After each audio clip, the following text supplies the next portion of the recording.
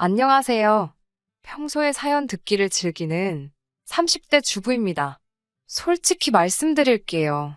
평소에 남의 사연 듣기를 좋아하긴 했어도 제가 이렇게 사연을 쓰게 될 거라곤 상상도 못 했거든요. 그래서 사연을 쓰는 지금도 손이 부들부들 떨립니다. 어디서부터 이야기를 시작해야 할지 모르겠네요. 저와 남편은 지인의 소개로 만났습니다. 둘 다 30이 넘어서 만났어요. 나중에 알고 보니 남편이 지인에게 부탁해서 만들어진 자리도 아니었고 제가 지인을 졸라서 성사된 자리도 아니었습니다. 그냥 오지랖 넓은 지인이 자기 생각에 남편과 제가 잘 어울릴 것 같아서 만든 자리라고 하더라고요. 결혼할 때는 고마운 마음이었지만 지금은 뭐 그렇다고 지인을 원망하는 건 아닙니다. 잘 돼도 그만, 안 돼도 그만이라는 마음으로 만나게 된 남편은 성격이 참 좋더라고요. 남편은 좋은 게 좋은 거지 굳이 문제 만들지 말자는 식이었지요. 원래 자기와 다른 사람한테 끌리는 법이라더니 제가 딱 그랬습니다. 둥글둥글하고 모난 구석이라곤 찾아볼 수 없는 남편의 성격에 제가 푹 빠져버렸거든요. 언젠가 한 번은 너무 신기하고 궁금해서 어떻게 그런 성격을 갖고 있는지 물어본 적이 있습니다. 당신 가족들도 전부 당신과 비슷한 성격을 가지고 있느냐고요. 그러자 남편이 의미심장한 표정을 짓더니 자기 가족에 대해서 궁금하냐고 묻더군요. 당연히 궁금하지 않았겠어요? 남편은 그 무렵 저를 어떻게 생각하고 있었는지 모르겠지만 전 언젠가 결혼을 한다면 이 사람이랑 하겠구나 싶었을 정도로 남편이란 존재에 많은 의미를 부여하고 있었으니까요. 남편에게 궁금하다고 말해달라 했습니다. 그러자 남편은 주저하는가 싶더니 자기가 싫어질까봐 걱정이라며 이야기를 시작했습니다. 시부모님 이야기로 시작했는데 처음부터 충격이었습니다. 남편이 기억하는 한 시부모님은 두 분 다 한 번도 제대로 된 직장을 다녀보신 적이 없다고 했어요. 시골 출신이신 아버님은 그래도 동네에서 돈깨나 있다는 집의 둘째 아들로 태어나셨는데요. 뭐 아버님께서 어머님을 만나시기 전까지 어떤 인생을 살아오셨는지는 정확히 듣지 못했습니다. 하지만 남편이 표현하기로는 당신 아버지 그러니까 저희 남편에게는 할아버지지요. 할아버님의 돈만 믿고 제멋대로 사신 것 같답니다. 개차반같이 생활하는 아버님을 더는 봐줄 수가 없었던 할아버님께서 어머님과의 선자리를 소위 잡아오셨고 그렇게 두 분이 결혼을 하게 되셨답니다. 남편이 말하기를 할아버님께선 아버님께서 결혼하고 한 집안의 가장이 되면 정신 차리고 똑바로 살 거라 생각하셨던 것 같다대요. 물론 그런 할아버님의 기대를 비웃기라도 하듯 아버님께서는 조금도 달라지지 않으셨답니다. 이런 자기가 싫으면 어머님이 떠나면 되지. 왜 당신이 어머님께 잘 보이려고 그런 짓을 해야 하냐면서요. 어머님까지도 이렇게 한심한 남자인 줄은 몰랐다며 제발 한 번만이라도 당신 손으로 벌어온 돈을 가져다 달라고 아버님께 울면서 사정을 하시기도 여러 번이셨답니다. 단돈 1,000원이라도 좋으니 직접 벌어오라고요. 하지만 몇 년 동안 아버님께서는 그런 어머님의 말씀을 한 귀로 듣고 다른 귀로 흘리기를 반복하셨대요. 그리고 어머님 역시 몇 년이 지나도록 조금도 달라지지 않는 아버님의 모습에 크게 실망하셨던 모양이고요. 게다가 그런 와중에도 아버님께서는 어머님께 아내의 도리를 요구하셨다는데 그 도리라는 게 듣고 있자니 참 어이없고 속된 말로 꼴 같지 않더라고요. 언젠가 한번 아버님께서 당신 친구분들과 집에 갈 거니까 술상을 차리라며 어머님께 연락을 해오셨답니다. 그날은 남편도 학원에 가지 않고 집에 있었는데 그 이유는 아프신 어머님을 간호해드리기 위해서였지요. 그날 낮엔 병원에서 링거까지 맞고 오셨을 정도로 상태가 좋지 못하셨다대요. 그런 어머님께 갑자기 술상을 차리라는 아버님의 말씀이 아들 입장에서도 너무 어이가 없고 속이 상했다고요. 결국 어머님께선 아픈 몸을 이끄시곤 집에 있던 재료들로 그럭저럭 2가지 정도의 메뉴를 만들어내셨던 모양입니다. 그리고 음식이 끝나기가 무섭게 아버님께서 지인 3분과 집에 오셨더래요. 어머님께서 당신은 몸이 안 좋아서 그러니 차려둔 음식 드시고 놀다 가시라고 인사를 드리곤 안방으로 들어가고 계셨답니다. 그런데 갑자기 아버님께서 지금 이까짓 걸로 누구 코에 붙이냐며 당신 지인분들이 있는 앞에서 그 술상을 걷어차셨답니다. 그러면서 어머님께 얼굴도 못생긴 게 마누라라고 데리고 살아주니까 고마운 줄도 모르고 술상 하나 똑바로 못 차리냐며 폭언을 퍼부으셨답니다.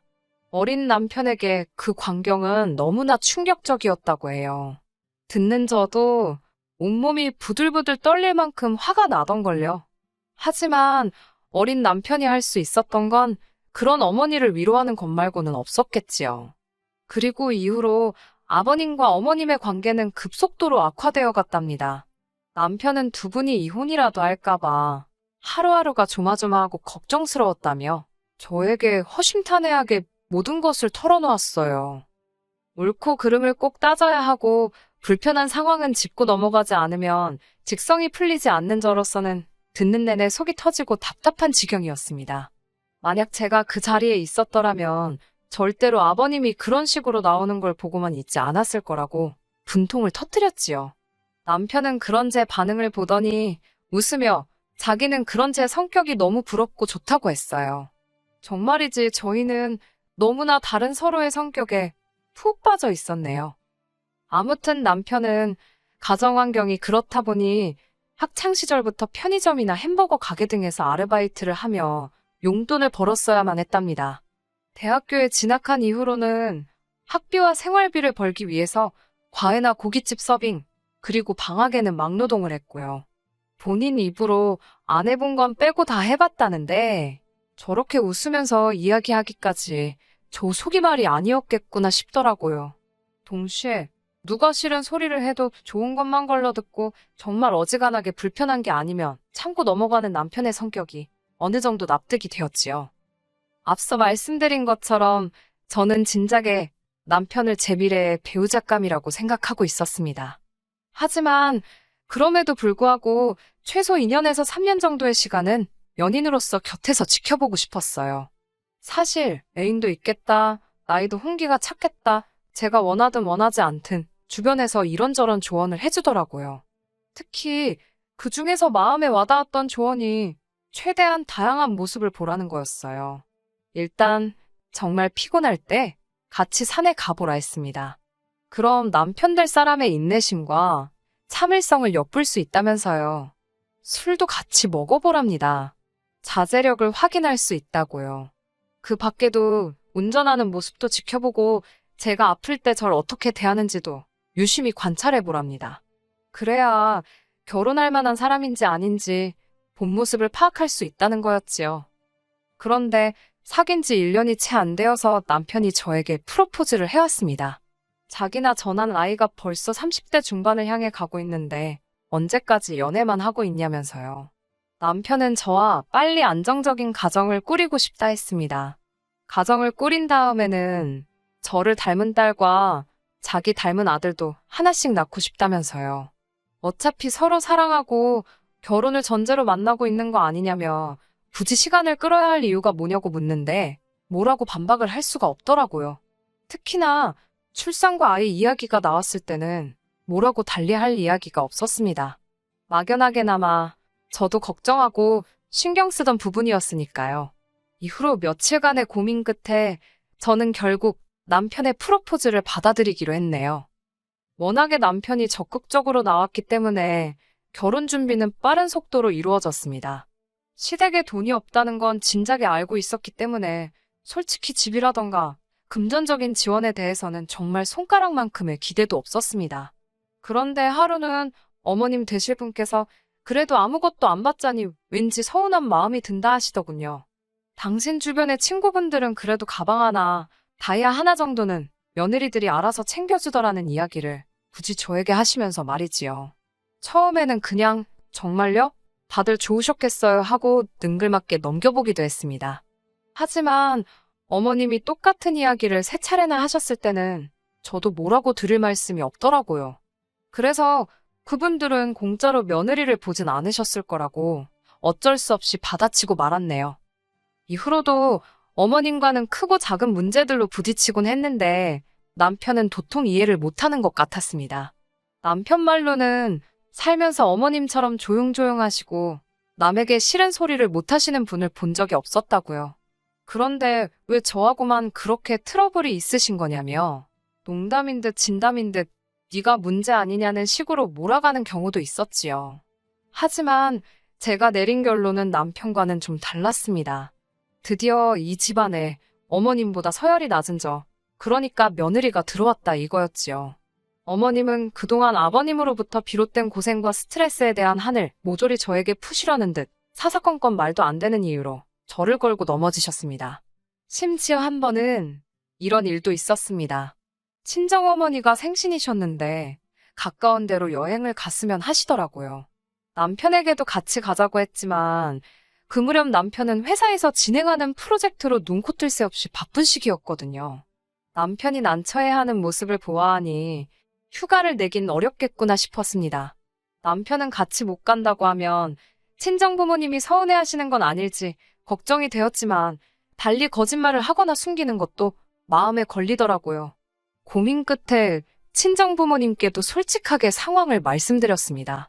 그러자 친정부모님께선 당신들 신경 쓰거나 걱정하느라고 할 일 못하고 그러지 말라시더군요. 그러면서 오히려 저더러 가족여행은 아무 때나 가도 되니 일단은 남편 내조를 잘해주려고 하셨어요. 하지만 내조나마나 다 큰 성인이 뭐 저 없다고 출근을 못하겠어요. 밥을 못 먹겠어요? 반면에 친정어머니의 환갑은 일평생 한 번뿐이니 그때가 아니면 무의미하다 싶었지요. 남편도 제 의견에 적극적으로 동의해 주었습니다. 그래서 금요일 하루만 휴가를 내고 어차피 토일은 주말이니까요. 친정부모님과 함께 서울 근교로 2박 3일 여행을 가게 되었네요. 하지만 이 사실을 알게 되신 시어머니께서 난리가 나셨습니다. 저더러 목에 겨웠답니다. 남편은 쇠가 빠져라 돈을 버는데 그 돈으로 너는 니네 부모랑 탱자탱자 놀러나 다니냐고요. 남들이 들으면 진짜 제가 남편 등골이나 빼먹는 여잔 줄 알겠더라니까요. 하지만 저도 남편 못지않게 돈 받으면서 회사 생활 하는 사람이었고 제 휴가 제가 써서 간 건데 이게 뭐 일이 욕먹을 일인가 싶었습니다. 어머님께선 제가 당신 아들을, 그러니까 남편을 안 챙기니 당신이라도 챙겨야겠다면서 저희 집에 올라오시겠다 하셨습니다. 저도 없고 남편도 프로젝트 때문에 주말에도 사무실에 나갈 게 뻔한데 굳이 올라오시겠다고 하니 솔직히 약간은 껄끄러운 마음이 들긴 했어요. 하지만 어머님과 괜히 문제 만들고 싶지 않아 편하실 대로 하시라 했습니다. 그리고 그때만 하더라도 어머님이 이렇게 온 집안 구석구석을 열어보고 찾아보고 하실 줄은 몰랐는걸요. 그로부터 한 2주쯤 지났을 무렵이었습니다. 어머님께서 씩씩거리며 분을 삭히지 못하신 목소리로 저에게 전화를 걸어오셨습니다. 전화를 받으니 대뜸 소리를 지르시면서 제 옷장에 있던 그 가방 짝퉁이냐고 물어보시더군요. 전 처음에 무슨 가방을 말씀하시는 건가 했는데 생각해보니까 제가 회사에 입사하고 얼마 지나지 않았을 무렵 친구들하고 베트남에 다녀온 적이 있거든요. 그때 야시장에서 친구들하고 재미로 짝퉁백을 하나씩 샀고요. 막상 사들고 한국에 오긴 했는데 들고 다니려니 가짜 티도 많이 나고 부끄럽더군요. 하지만 이것도 추억이다 싶어서 옷장 구석에 던져놨었는데 어머님께서 그게 짭인지 아닌지를 왜 궁금해하시는 건가 싶었습니다. 일단은 네, 그거 가짠데 그건 언제 보셨냐고 물었지요. 그러자 어머님께선 전화기 너머로 신경질과 화를 동시에 내시며 너는 그딴 쓰레기를 왜 옷장에 모나 되는 것 마냥 보관을 하냐며 저 때문에 쪽팔려 혼났다고 개망신당했다고 썽을 내셨습니다. 황당하면서도 동시에 그 가방을 들고 가신 건가 싶어서 혹시 제 가방 가져가셨냐고 물었더니 대답은 안 하시곤 그 가방 재수 없으니까 가져가던지 집어내버리던지 하라셨습니다. 그리고는 전화를 탁 끊어버리시더군요. 퇴근 후 모처럼 한잔하자는 동료들도 뿌리치고 불이 나게 집으로 왔습니다. 안방 붙박이장을 열어 젖히니 역시나 가방이 보이질 않더라고요. 곰곰이 생각해보니 어머님이 그 가방을 발견하셨다는 건 제가 없는데 안방에 들어와서 제 옷장을 뒤지셨단 소리밖엔 안 되었고요. 기분이 급격하게 불쾌해졌습니다. 곧이어 얼마 지나지 않아 남편도 퇴근을 했어요. 거실 불도 켜지 않고 소파 한쪽에 심각하게 앉아있는 저를 보곤 남편은 소스라치게 놀라더군요. 내가 친정 갔던 날 어머님께서 우리 집에 오셨지 않냐고 물으니 그렇다고 순순히 대답을 하더라고요. 곧이어 어머님께서 우리 안방에도 들어가셨냐고 물으니까 남편이 아차 싶은 표정을 지었고요. 제가 아무 말도 없이 남편을 응시하자 남편은 변명하듯 자기는 분명히 몇 번이고 들어가지 마시라 했는데 아마 자기가 씻는 동안 들어갔다 나오셨던 것 같다며 말끝을 얼버무렸습니다. 저는 남편에게 어머님이 나한테 말도 없이 내 핸드백을 가져가셔놓고는 이제 와서 가짜를 거기 뒀다며 나한테 있는 대로 욕을 하고 계시다는 걸 말해줬어요. 그리곤 이렇게 덧붙였지요. 이건 뭐 도둑이 지갑 훔치고 그 안에 현금 없다고 지갑 주인한테 욕하는 거랑 똑같은 거 아니냐고요. 남편은 저더러 말이 좀 심한 것 같다면서도 자기가 어머님께 제대로 확실히 말씀드려서 다시는 이런 일 없도록 하겠다며 저에게 진지하게 사과를 했습니다. 만약 이쯤에서 이야기가 끝났더라면 저도 이혼까지는 생각하지 않았을 거예요. 이후로도 어머님은 걸핏하면 저를 상대로 말도 안 되는 신경질을 부리시기 일쑤였습니다. 이것도 인이 박힌다고 하나요? 하도 자주 시달려서 그런가 나중에는 별로 신경 쓰이지도 않을 지경이었습니다. 주로 패턴이 어머님께서 아버님과 싸우시면 마치 스트레스 해소용 샌드백을 찾으시듯 저에게 연락을 해오시는 그런 모습이었달까요? 그러다 얼마 전에 있었던 일입니다. 늦은 밤이었는데 어머님으로부터 연락을 받았지요. 직접 하실 이야기가 있다며 지금 당장 저희더러 내려오라 하셨습니다. 목소리가 보통 심각한 게 아니라 앞뒤 상황 따져보고 할 분위기가 못 되었어요. 그렇게 바로 남편과 저는 그 길로 시댁으로 내려갔네요. 시댁에 도착했을 때 저희를 기다리고 계신 건 시부모님만이 아니었습니다. 결혼식 때 뵈었던 먼 친척분들도 계셨어요. 아닌 밤중에 홍두깨도 아니고 이게 무슨 일이지 싶었습니다. 그중 기가 굉장히 세 보이는 여자분께서 저희를 보더니 애들은 멀쩡하네 그러시는 거예요. 그러더니 저희 남편을 보면서 알지? 니네 부모가 우리 돈 가져다 너네 먹고 살게 해준 거? 그러시는 게 아니겠어요? 금시초문이라 그게 무슨 소리냐 물었습니다. 이제껏 시댁으로부터 10원짜리 하나 받은 게 없었는데 말이에요. 그때 어머님께서는 마치 상황을 수습하려는 듯 말이 그렇다는 거라며 제가 더는 말을 못하게 저를 가로막으셨습니다. 그 여자분은 뭔가 껄끄러운 표정을 지으면서도 이제 그 돈을 갚아줘야 된다며 자기들은 더는 못 기다린다대요. 그러더니 이게 벌써 몇 년이냐고 자기들은 어디 땅 파서 먹고 사냐면서 저희한테 푸념을 늘어놓으시는 게 아니겠어요? 가만히 들어보니 시부모님께서 걸핏하면 저희 핑계를 대고는 친척분들께 돈을 가져다 쓰셨던 모양입니다. 그렇게 한참의 하소연과 답답한 이야기가 오가고 나서야 친척분들은 저희만 믿는다는 말을 남기곤 자리를 떠나셨습니다. 저와 남편은 어안이 벙벙했지요. 이게 다 무슨 소린가? 남편이 전에 없이 가라앉은 목소리로 총 얼마냐고 물었고 아버님은 얼마 안 된다며 2억이라 하셨습니다. 그러면서 그깟 돈 안 갚아도 된다고 지들이 당신을 뭐 고소를 하겠냐 어쩌겠냐며 신경 쓰지 말랍니다. 솔직히 거기까지도 너무 충격이었는데 절 더 충격에 빠뜨린 건 그 이후에 어머님께서 하신 말씀이었습니다. 어머님은 이제 정말 돈 나올 구멍도 없고 당신들은 손가락이나 빨고 살게 생겼다며 저희가 도와줘야 쓰겠답니다. 그러면서 남편이 월급을 받아오거든 절반은 당신들한테 보내라 했습니다. 어머님의 억지에 놀란 제가 따지려고 드니까 남편이 딱 제 손목을 잡더니 일단 자기랑 먼저 이야기하잡니다. 저는 이때만 해도 남편이 제 편에서 저와 같은 생각으로 이야기를 할 줄 알았어요. 하지만 웬걸요. 시댁 현관을 나서기가 무섭게 남편은 다리가 풀린 듯 자리에 주저앉더니 저더러 미안하답니다. 하지만 변해버린 어머님의 모습을 보니 가슴이 너무 아프다면서 이게 다 돈 때문인 것 같다대요. 그러면서 다행히 우리는 맞벌이니까 당분간은 어머님 말씀대로 절반이 너무 과하다 싶으면 한 달에 100만 원씩이라도 보내드리잡니다. 어이가 없었지만 제가 언제까지냐고 물어봤어요. 그때만 해도 사랑하는 남편이 이 정도로 무너지는데 몇 달 정도라면 내가 기다려주자 싶었으니까요.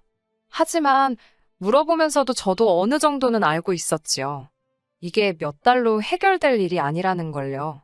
그래도 남편한테 뭔가 희망을 걸고 있었던 모양입니다.